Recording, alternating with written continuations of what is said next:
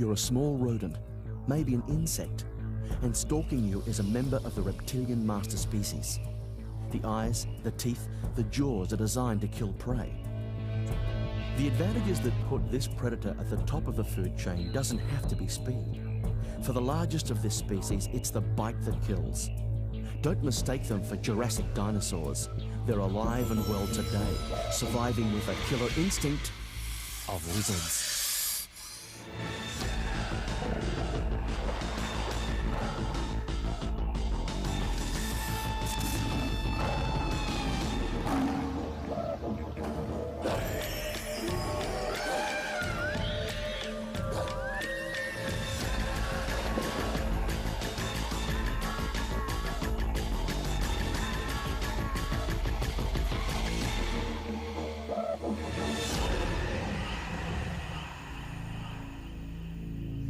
Take your choice for a name that will instill fear.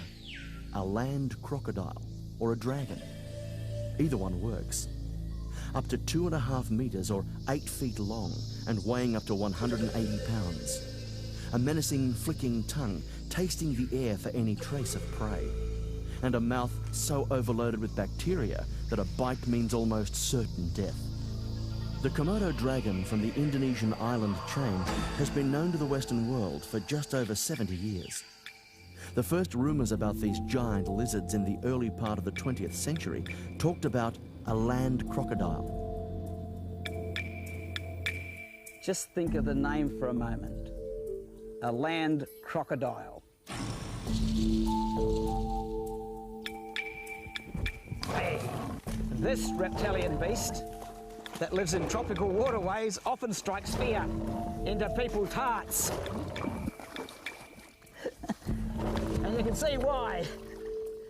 But at least he lives in murky water that you wouldn't want to swim in.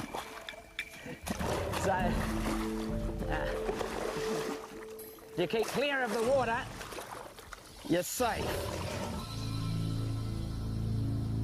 But a land crocodile, it might be in faraway Asian places, but just the name would be enough to challenge the strongest heart.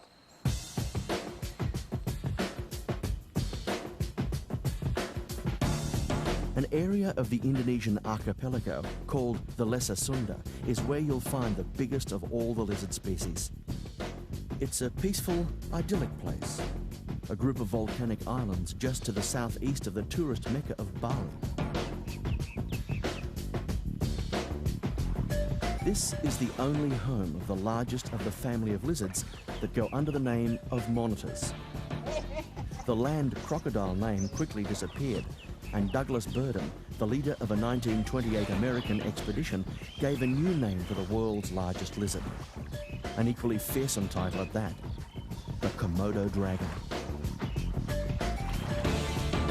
The main islands for the dragons are Komodo, Rinca, Padar, and Western Flores. Rob Breddle found the dragons on Flores Island.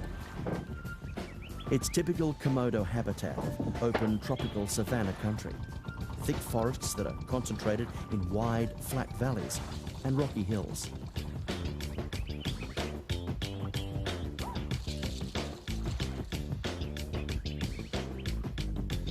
There have been stories of dragons growing to lengths of more than 5 meters, that's over 16 feet, but there is no real proof that such monsters ever existed.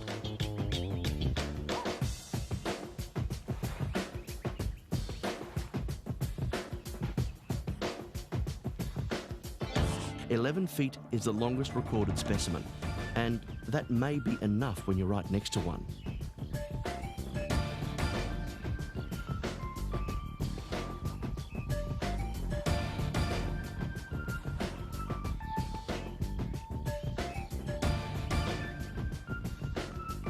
They spend their time patrolling the territories in search of food. They stay on the move through most of the daylight hours. And studies of individual animals have shown that they can range as much as 10 kilometres or over 6 miles in a day.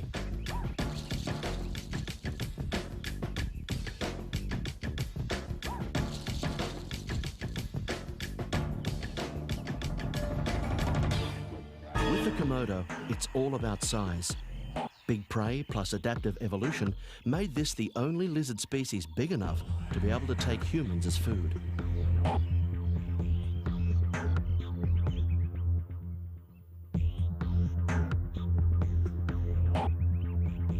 The Komodo has a reputation as a man-eater, and when you see what they can do to the carcass of a goat, it's easy to understand that they could quickly dispose of a human body. Witnesses have told of a male dragon weighing around 110 pounds eating an 88-pound pig in 20 minutes. To put that in some kind of perspective, a human weighing around 130 pounds would have to eat more than 300 hamburgers in 20 minutes to come anywhere near the appetite of a Komodo dragon. There have been stories of local villagers being taken. A tourist who fell and injured his knee supposedly taken in 1973 after his guide ran off to get help.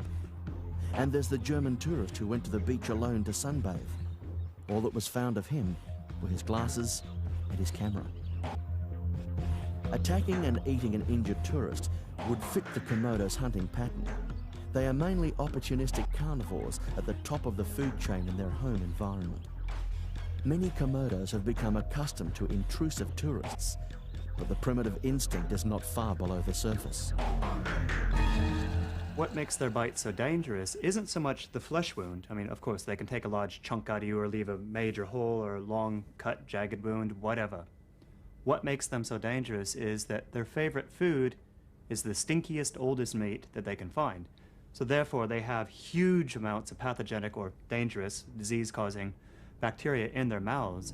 Perfect environment for huge infections, dangerous infections, leading to blood poisoning, which ultimately can lead rather quickly to death.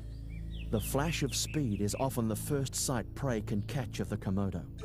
The prey is rarely taken to the ground in the first attack, and they seemingly make good their escape, only suffering a bite from the serrated teeth of the dragon. But that bite, laden with deadly strains of septic bacteria from the saliva of the dragon, is what makes the Komodo a unique hunter-killer.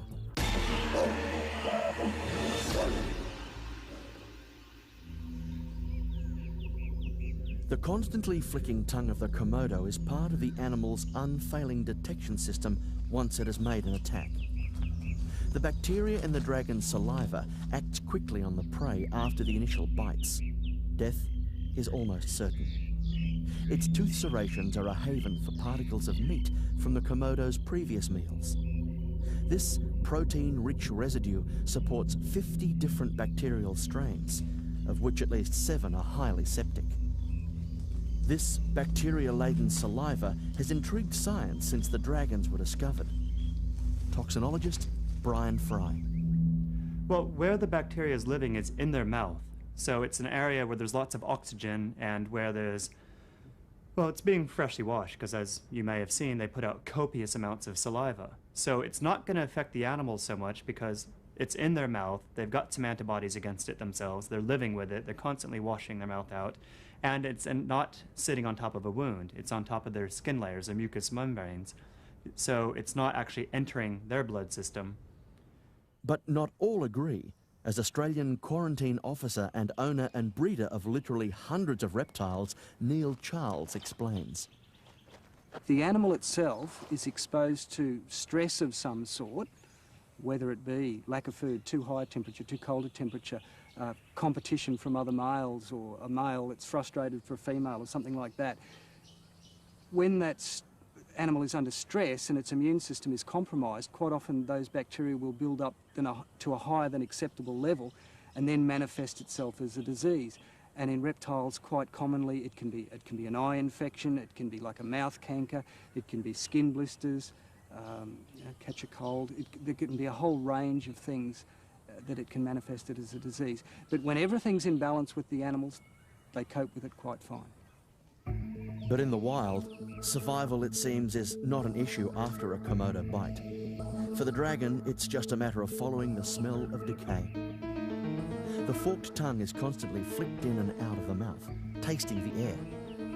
The tongue is drawn across the Jacobson's organ, similar to a snake's, in the roof of the mouth, where airborne particles in millionths of a part can be detected. With the Komodo on the scent of decaying prey, the seemingly random wandering narrows down to a tightly focused hunt. The Komodo also has good daytime eyesight, detecting movement at up to 1,000 feet. Combining these accurate sensory organs, the victim is quickly found. In its natural environment, the diet of the Komodo is varied. Wild pigs and even water buffalo are attacked, and in what is a harsh environment, deer are surprisingly common. Here on the island of Komodo, the Komodo dragon's main prey item is the Timor deer, an introduced species that grows to about the size of a Great Dane dog. They also prey on the wild pig and the occasional villager's goat. But over there on the island of Rincha, they've been known to take down water buffalo. They're a very formidable predator. The number of Komodo dragons on the island group is around 5,700, but few seem to have a specific range. There is constant movement depending on the availability of prey. This is the Australian lace monitor. It's about the nearest thing we've got to a Komodo dragon. In fact, a baby Komodo looks identical to a lace monitor. Now, he's the same as the Komodo. He's got shark-like teeth. They're built for tearing and cutting. When I caught this one, he just got my wrist, just the tips of his teeth. If he'd have got me good, I'd have needed stitches. Lucky for me, he didn't. Now, the reason the Komodo grows so big is that a few million years ago, Indonesia was populated by pygmy elephants. And it's obviously the food that's caused the Komodo to grow so big. If the food was that big in Australia, we'd have them that big here. In fact, in prehistoric times, Australia had the largest monitor lizard.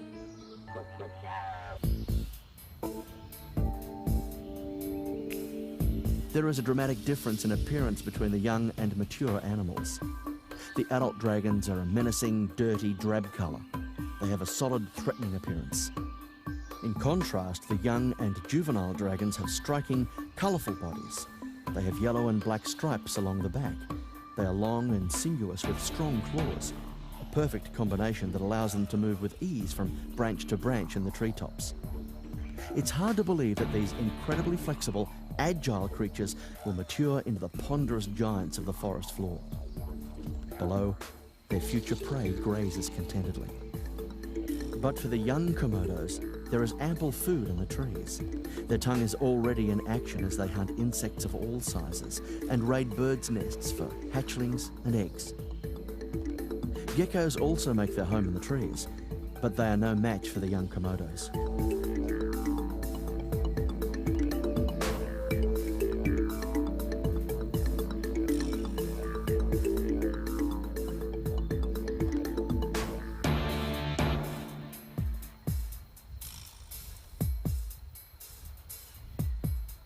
The young Komodos do occasionally venture onto the forest floor. Their colours provide great camouflage among the leaf litter. Baby giant. This, along with their speed, gives them some protection against adult predators. But one of these journeys down from the trees gives us a chance to have a close look at one of these striking creatures. Komodo dragon. Rob loves to ponder that these harmless babies, given time, will grow to be the fearsome giants of the lizard world. Rob says that he's caught lizards that remind him of this baby Komodo on many occasions. But even with his vast wildlife experience, one thing he likes to remember is, in the wild, you learn new things every day. Quite inoffensive, really, isn't it? You.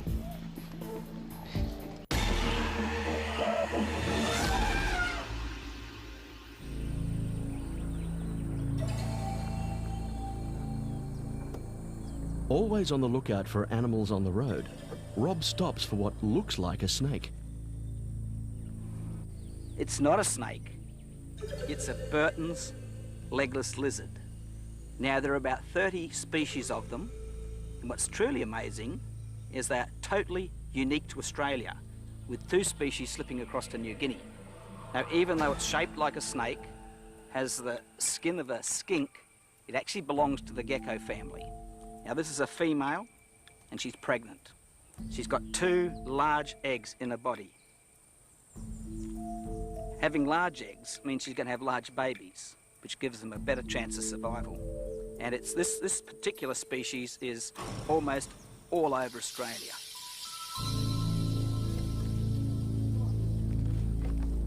Back at his wildlife park, Rob takes time out with his lace monitors at feeding time. Animals like this dead rabbit and other vermin can provide the lace monitor a plentiful supply of food in the wild. My foot! Yeah.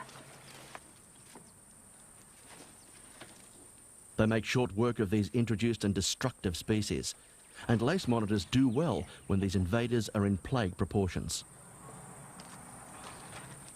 This is a lace monitor, basically a mini Komodo dragon. Now, one of the things I don't get to do a lot of now is actually get in and feed the animals in the zoo. I used to do it a lot when I was younger, and it actually helps you know what they can do if they do bite you. Here, come on. Watch this.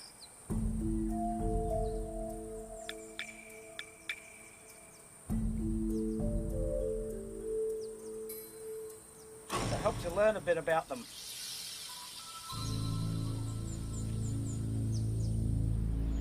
There are more than 30 species of giant lizards that go under the name of monitors, and they survive in vastly different environments. Rob found this Salvador monitor leading a very comfortable life around the lakes and ponds of the Bangkok Zoo in Thailand. Its normal habitat is in tropical lowlands and always near water. They grow to more than 6 feet in length and can weigh more than 70 pounds. Monitors live in desert and tropical regions, stretching from the Middle East and Africa right across Asia to Australia. For smaller species, there is no need to think about taking on large prey like rabbits. This Spencer's goanna is found in the Australian outback too, but it works on the basis of many smaller meals.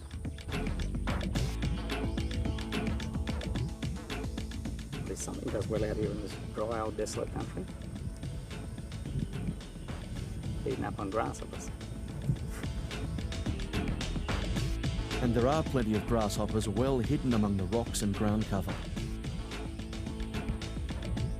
Like all goannas, the Spencer's is harmless as far as humans are concerned, and it certainly plays a positive role in our environment with insect control. Typical of all goannas, the Spencer's uses its tail for defence. Put yourself down at his level. Unless you are bigger than him, that thrashing tail would make you consider some other item of prey.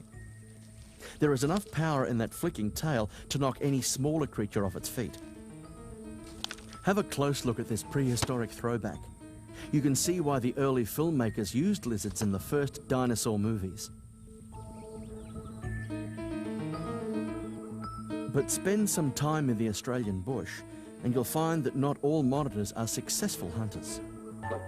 This looks interesting. Leg bone, backbone, ribs, bit of skin. It's obviously a goanna or a monitor lizard. And judging by the size of the bones and the ribs, possibly about 1.5 metres long. There's another interesting little thing here. Looking at the backbone, he's had a broken back at one stage. And that's where it was broken. Those two bits are fused together. They all come apart. Except for that one there. That's how it fits together. You can see it's fused right there. That may have even led to his death. Because when it gets a bit hard out here, to find it much harder to find food. See if we can find a piece of his jaw. Rob finds it interesting to have a look at the bones of the jaw. You can see the size of the teeth, which could obviously do a good job of grabbing prey. They also work very effectively as cutting devices. Goannas can rip off large chunks of meat from prey they catch. And that's what the teeth are used for, to cut and rip, as opposed to chewing.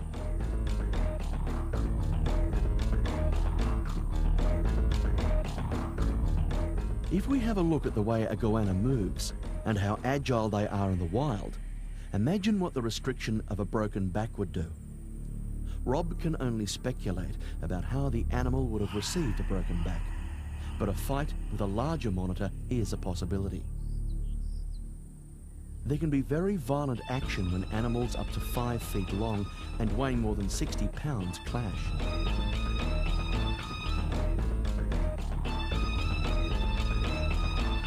In the wild, if you are smaller than a goanna, you are prey.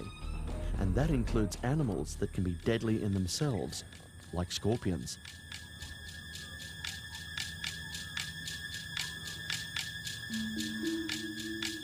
Just another small, easy meal for these lizards.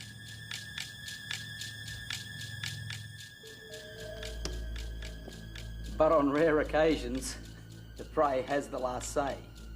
This would have to be one of the most amazing specimens I've ever seen on display in a museum. They are the mummified remains of a goanna found in the Australian desert. Normally, the porcupine-like echidna and the goanna show each other a considerable amount of respect. But times must have been tough because the monitor tried to eat prey that normally would be out of bounds. The spikes of the echidna proved to be too much, and the hunted and the hunter perished.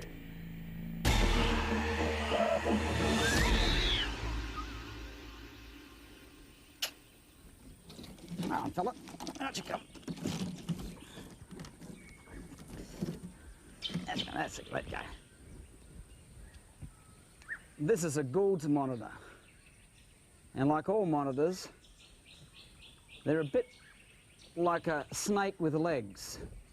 He's got the same sensitive tongue as a snake, except better than a snake. He's got excellent eyesight.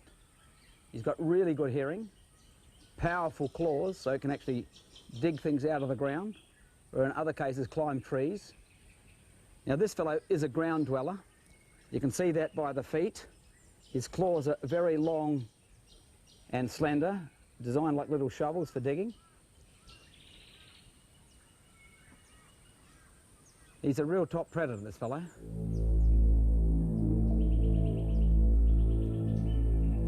Size almost always wins the battle in the wild. This is a Gould's monitor, about 1.5 metres or about 5 feet long, and an important part of its diet are the rodents that thrive in good seasons in Australia.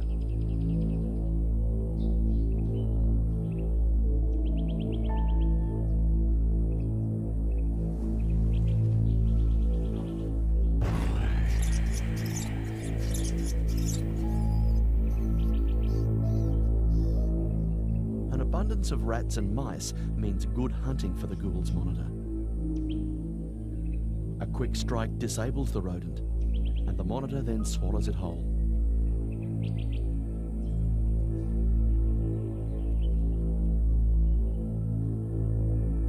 Rat and mice plagues occur regularly in Australia, providing a ready source of food for the monitors.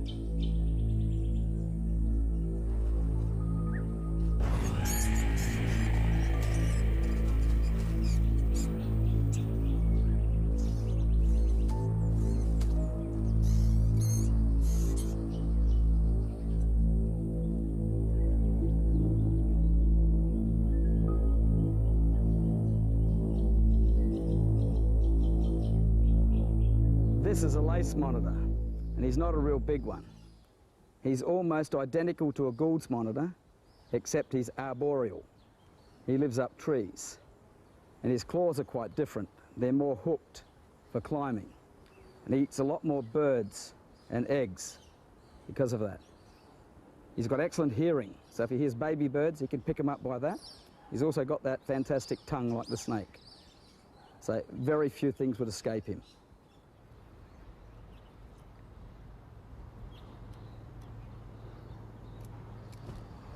There you go, mate. Oops, that one. You cracked that one, didn't you? That old lace monitor I told you about that climbs trees and likes to eat birds and eggs. If you got one as a pet, nothing like feeding them what they like best. And you'll notice that when he eats it, he'll eat them whole, so he doesn't waste any. And he reckons a dozen eggs for breakfast is really good.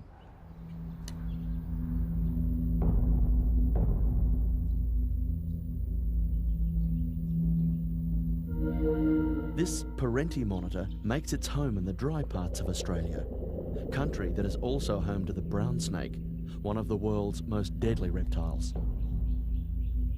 The brown snake is an extremely efficient predator in its own right, but it's no match for the swift parenti. On most occasions, disappearing down a burrow would mean safety, but the parenti is a determined hunter.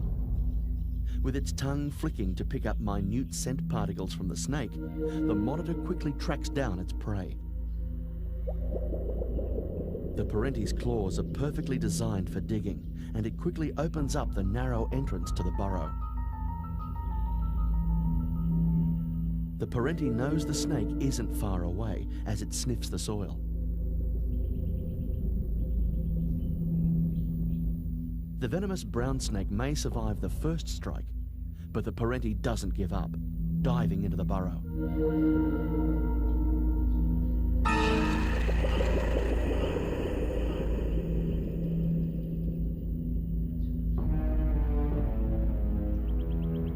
The brown snake is a fighter too, striking at the parenti with fangs that can deliver a deadly dose of venom in seconds.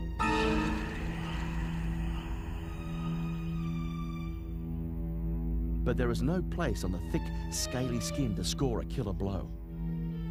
The parenti is the easy winner in this lethal battle.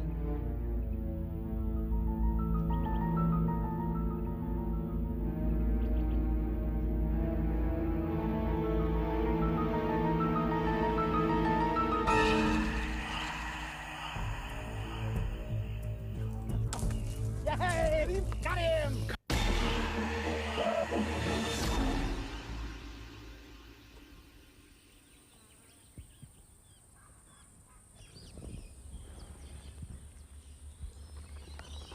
Gotcha. Rob is now looking, make that feeling for, something a little bit slower. Yeah, nice little fella. Beauty. This sleek-looking lizard is Australia's largest skink. It's called a land mullet. Now, the reason they call it a land mullet, pretty slippery little devil, and the scales on his back look exactly like those you find on the fish called a mullet. He's omnivorous, eats just about anything he can come across, insects as well as plant matter. Not a real fast lizard. Looking at the length of his legs, you can see. Faster than a blue tongue though. Long, slender tail. It is a drop tail lizard too. It's actually the same sort of lizard you find on your fence, that little fence lizard. But he's just the world's largest skink. He'd like to have a bit of me too, by the looks. He's not too happy about being caught.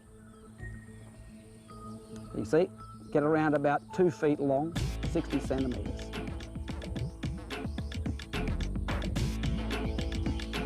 Off you go, off you go, on. But the land mullet doesn't get very far. They wear out quick. Good for a very short distance.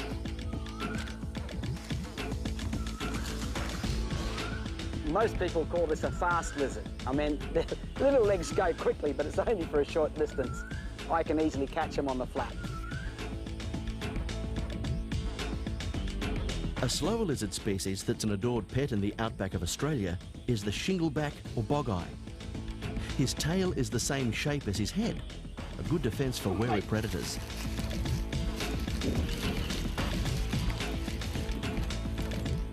All reptiles shed their skins, and just like us, I think it annoys them a bit. Like when we have a sunburn, we like to peel the skin off.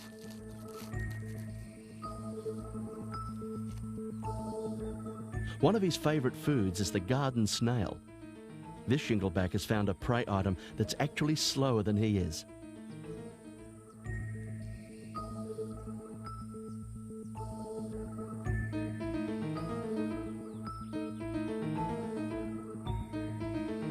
From From a slowpoke to a speedmeister, the always entertaining frill-neck lizard, or frilly, shows us why he's the show-off of the species.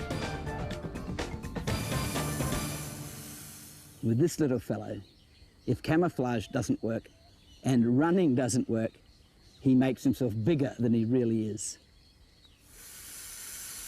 This little fellow bars up, makes himself bigger than he really is. Ah! And then attacks and runs. Like the majority of the world's more than 3,000 lizard species, the frillneck's main diet is made up of insects. Rob plays with his reptiles with all the fun and wonder of a kid on Christmas morning. They climb up the trees, get as high as they can, and they'll eat anything that lives on the tree as well, any sort of insect, but it gives them a good vantage point to see around. Now they're pretty quick as far as lizards go, but they've got short legs, so they're not very fast compared to human.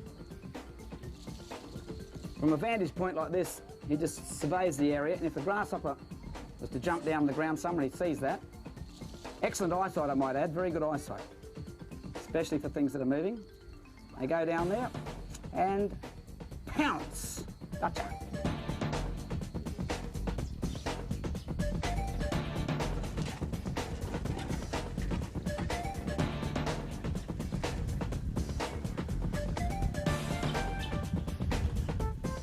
The frillneck's home is the Australian bush, but it takes more than speed to get away from Rob and his mate John Robbo Robinson.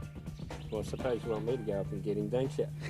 That's right, mate. The first bit of bush tucker we've seen here today, so... And you're younger than me. Okay, you make sure you catch him if I drop him. Oh, yeah, right, yeah, mate. I'm not going to catch you, though.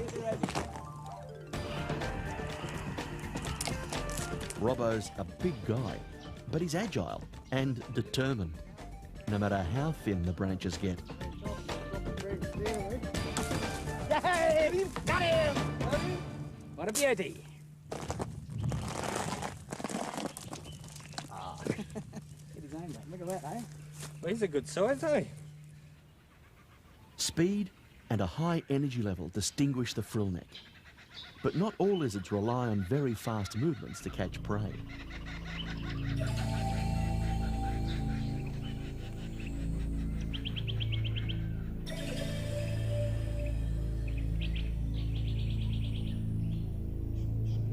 The killer instinct develops in different ways with different lizard species.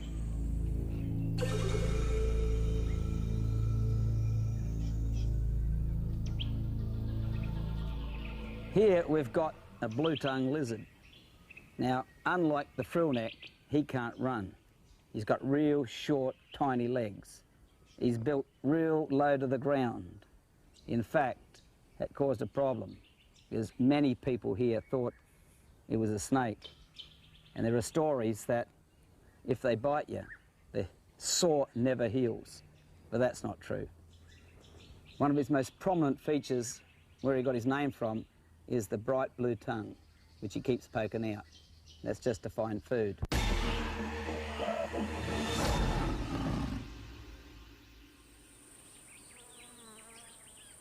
Rob's fossicking for lizards, but often comes up with a fascinating array of creatures great and small. He can find gold in a disused farmhouse, or even in a pile of old junk. Nothing in there. Now this is a really good spot here because the sheets of tin are on top of each other. There's a little lizard going in there too. Just look here, the numbers of eggs under here that have been hatched, look at them. There's just heaps and heaps of eggshells here from where the geckos have all hatched. They must love this spot. And there's a heap of good eggs over here. Big centipede over here, look at this. Quite a big centipede. The big ones are usually females. He's trying to bury away again. Now most animals, if you don't try and pin them down or something, just think you're part of the woodwork, so you can pick up most animals like this. Don't seem to worry too much. Off you go. That's the mummy. Oh, now this is an adult bio-nose gecko. Now if it was like other geckos, A male would have two large protuberances under the tail where the genitals are kept. I don't know if you can see it, but through her skin on her belly you can actually see a white shape. That's an egg inside of her stomach. It's not that well developed, so it's harder to see. But just in front of the fingers you can see a pale white thing. That's an egg right there.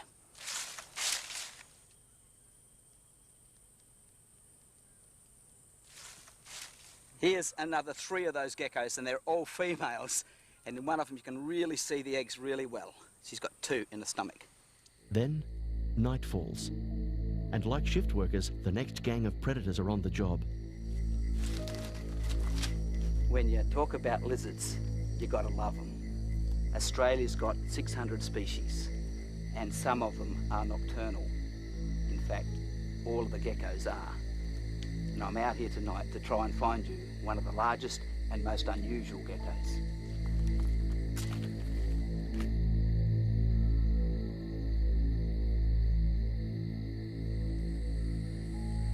Now the first thing I've got to do to find one of these geckos is find the right tree. They like the fig trees.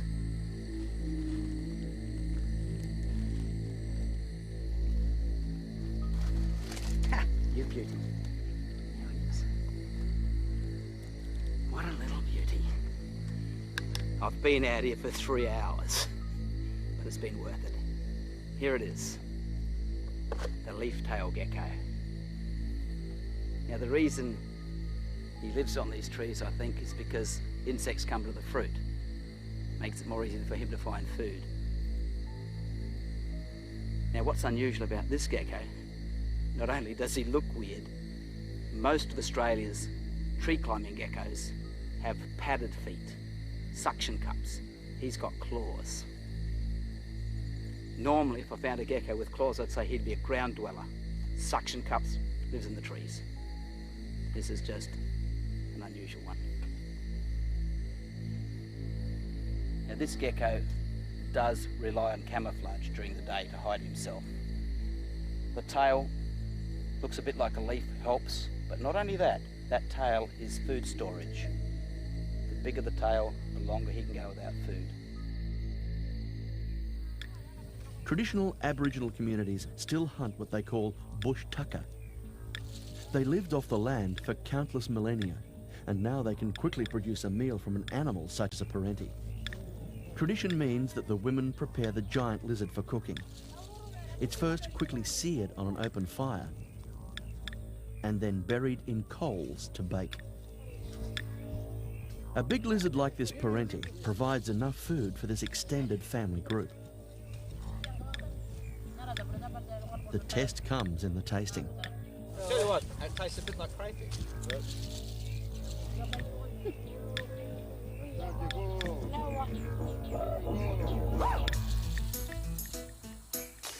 We found our next fascinating lizard in a totally opposite environment from the desert. Rob's on the hunt for the eastern water dragon. Rob spotted one in a local river and has set out after it. After a couple of tries, he comes up with what he was looking for, a well-adapted lizard who could have been a stand-in for Godzilla. You think he's dead? He's not. Many reptiles play dead when they're captured. It's a part of the survival and killer instinct. Bright red belly. Now this is an eastern water dragon. It is the second largest lizard, or heaviest, I should say, dragon lizard in Australia. Now this lizard is a tree dweller. We can tell that by his claws. Very sharp and hooked claws. Climbs a lot of trees. To escape danger, he'll drop into the water, sit on the bottom until the danger goes. Now he's also mostly herbivore. We can tell that from his teeth. If we look at his teeth, you'll notice they're very serrated. All the same size, chomping. But he does eat insects, shrimps, little fish if he can catch them, and other little lizards. If you look at those nice crests on his back, you can see where the word dragon comes from. Looks like a true dragon, doesn't he? Very long back legs means he's a very fast lizard. If I put it up there, it comes up to his eye. Means he's a good runner as well. Very strong legs as well. Flat, sort of paddle-like tail in a way for excellent swimming. So he's adapted for the trees, the land, and the water, and has the added play dead. If everything else fails, play dead. They might leave you alone.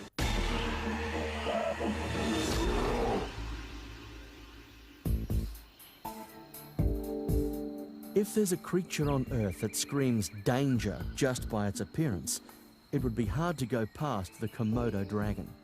Its lumbering bulk, flicking tongue and dark, menacing colouring give a message that this is an animal to stay clear of. It can consume prey almost matching its own body weight in an incredibly short time. And then there's its saliva, alive with septic bacteria.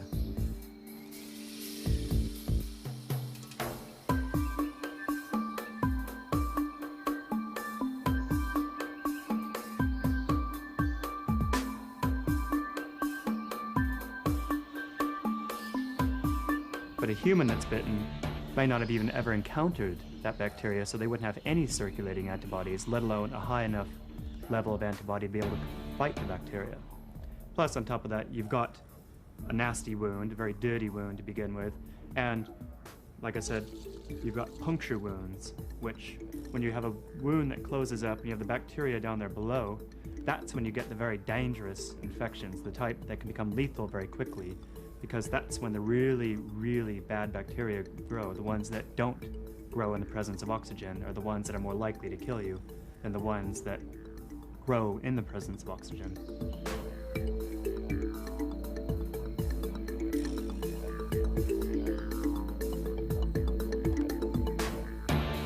So that's why with a Komodo dragon bite, they actually can't stitch it. They have to leave it open to let air get to it, let it drain, let it fester a bit, but to keep it open and keep it flowing, the worst thing you can do with any animal bite, but a monitor lizard bite in particular, is stitch it up. The Komodo dragon and other members of the monitor family are the biggest of all the lizards. They are a muscle-bound combination of claws, sharp teeth, and powerful jaws with a thrashing tail. Well-constructed killing machines. In their own environment, they are at the top of the food chain. But if we stay clear of them, we are in no danger. But don't get between a lace monitor and its meal. Get in the way of a Komodo, and the consequences could even be worse, particularly if you're injured and unable to get clear.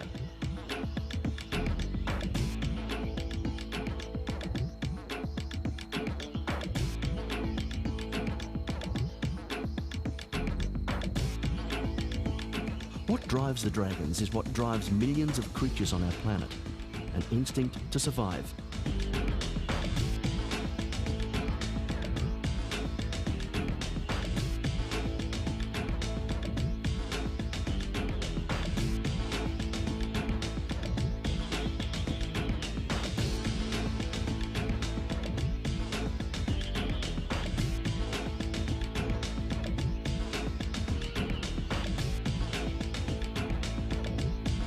So whether it comes across a prey animal stopped in its tracks by a deadly bacteria from a Komodo bite, or an incapacitated human, it gets on with surviving. Lizards exist around us. They play their part in controlling vermin and mostly share our world without our knowledge. There are more than 3,000 species of lizards, and for most of it, it's a daily battle that pitches the instinct that would keep them alive against a competing instinct that would see them as food. I'm Rob Brettle. Thanks for joining us on Killer Instinct.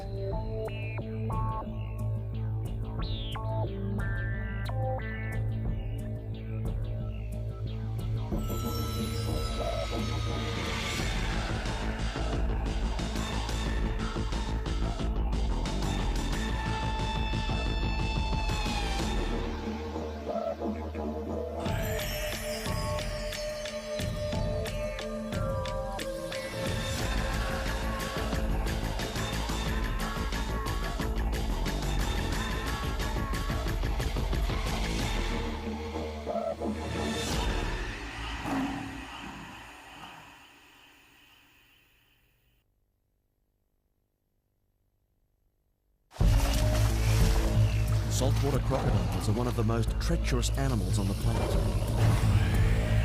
Yet this man just knowingly entered its territory. We've all heard of never smile at a crocodile. How about kissing them?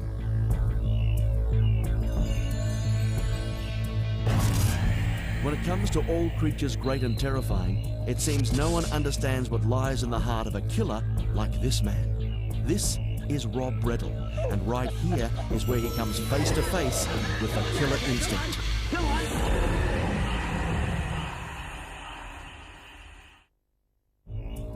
They are one of the world's most misunderstood creatures.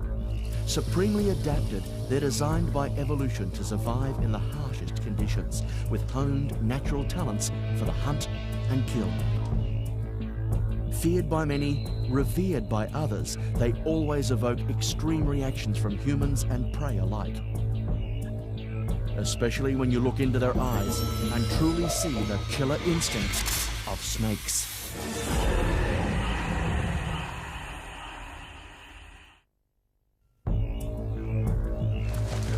The crocodile. The mere mention of its name can strike fear in the human heart. Is this because it's a vicious and violent killer? But this man can kiss crocodiles. These efficient predators outlived the dinosaurs and have deadly hunting equipment. They know a meal will walk right into their home. When that time comes, you'll see the killer instinct of crocodiles.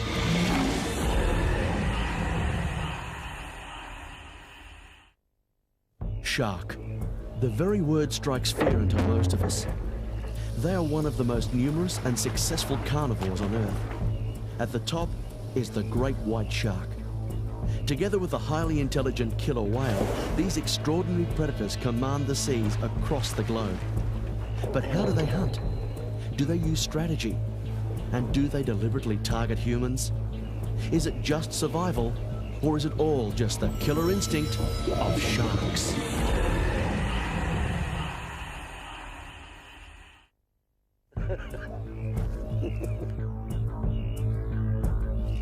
As a killing machine, there are few wild beasts to rival these.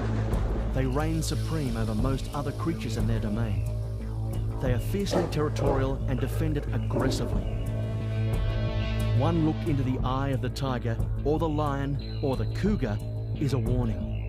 Don't mess with this cat. If you have a survival instinct, you know they have the killer instinct of the big cats.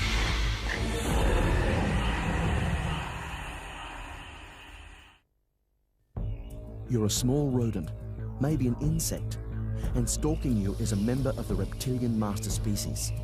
The eyes, the teeth, the jaws are designed to kill prey. The advantages that put this predator at the top of the food chain doesn't have to be speed. For the largest of this species, it's the bite that kills. Don't mistake them for Jurassic dinosaurs. They're alive and well today, surviving with a killer instinct of lizards.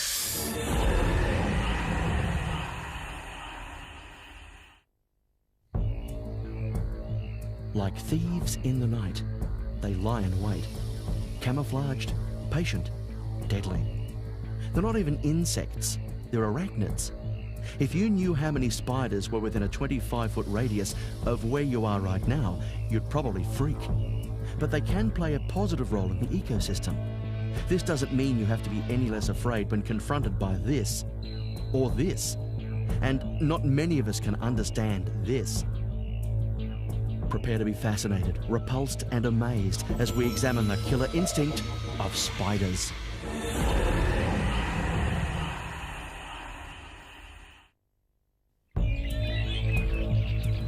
As the sun sets over the Australian bush, there is a sound that strikes fear. A sound that echoes in history and chills the hearts of many who have come to know its raw killing power. They hunt in packs, protect their territory, and use their wolf-like cunning and agility to run down the fastest native and domesticated animals, and occasionally even humans. In Australia, the name for public enemy number one is the dingo because of his killer instinct.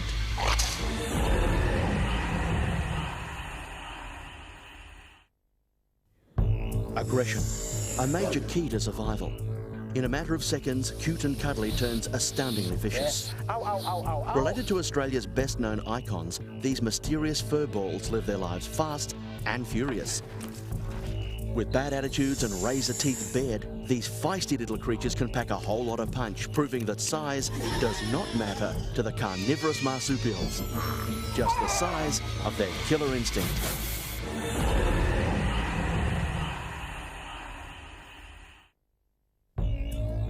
A flash of black wing, an evil raspy call, a darting glance, and an attack.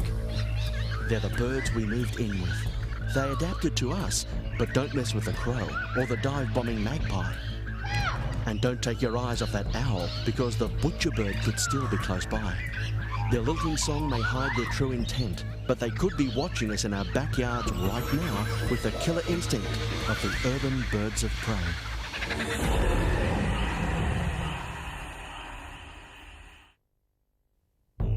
There's pain in these waters, and it's not sharks. It's something quick, ugly, and almost invisible. The fear factor on Australian beaches is heard as screams of agony.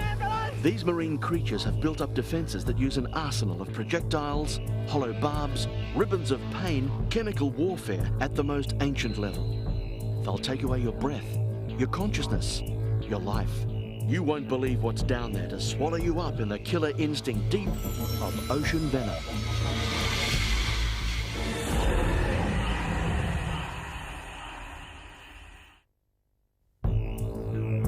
They're a very adaptable species. Swamps, trees, deserts, rainforest. Many hunt down their prey. Others lie in wait, knowing dinner will come along eventually on 4 legs, maybe 2.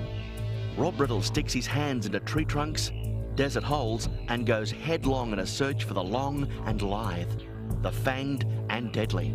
It's the strike or be struck world where killer instinct fuels the Australian pythons.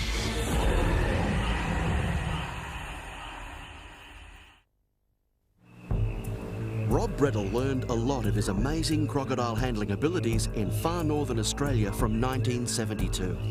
Here he caught and bred thousands of crocs back from near extinction. And now he's going back to rekindle some old friendships and a few bad ones as he feeds, wrangles, births and catches crocodiles. He even gets in a little fishing on the way to discover it's the killer instinct that has made the crocodile built to kill.